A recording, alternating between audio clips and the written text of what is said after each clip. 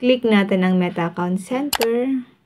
May nagtatanong sa atin kung paano mag-delete ng Facebook account na hindi na po ginagamit. Then dito, may nag-comment din po na wala raw siya account ownership and control. I-check natin ngayon guys, baka nagbago na po yung sa Facebook natin kung paano po mag-delete ulit ng ating Facebook account.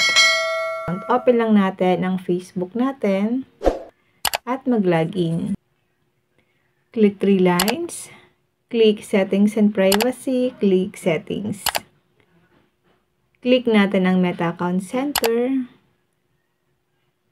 Scroll down, click Personal Details.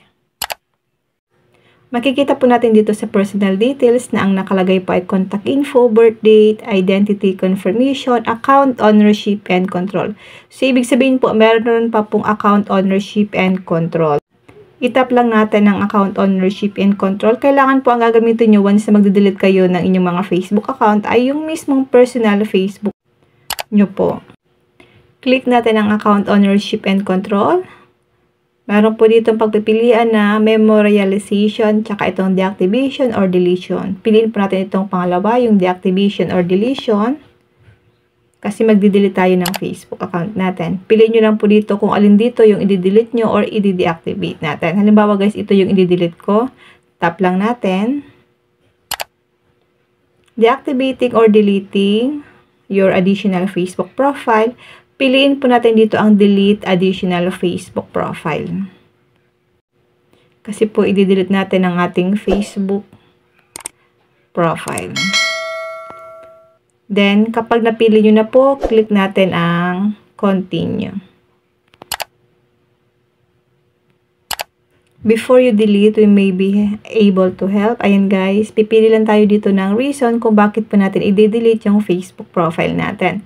Piliin po natin itong I have a privacy concern. Then, click natin ang continue. Depende po sa inyo kung ano po yung pipiliin nyo dito. Pero sa akin, ito pa pipiliin ko. Then, click natin ang continue. Privacy on Facebook. Click natin ang continue. Pwede nyo po itong basahin guys. Permanently delete additional Facebook profile. Scroll down natin guys. Scroll down. Then, scroll down lang po natin. Then, click nyo po yung continue. Kailangan po natin ilagay ang password ng ating Facebook account para ma-delete po permanently ang ating Facebook. Ganun lang po ang pag-delete ng ating Facebook account kung hindi na po natin ginagamit. Kapag nalagay nyo na po dyan ang inyong password, click nyo na lang po yung continue para ma-delete po permanently ang inyong mga Facebook account. Ganun lang po ang gagawin nyo once na gusto nyo pong mag-delete ng inyong mga Facebook account. Yun lang guys, sana po may natutunan kayo sa aking video. Huwag nyo pong kalimutan na i-follow ako sa aking Facebook page at sa aking YouTube channel.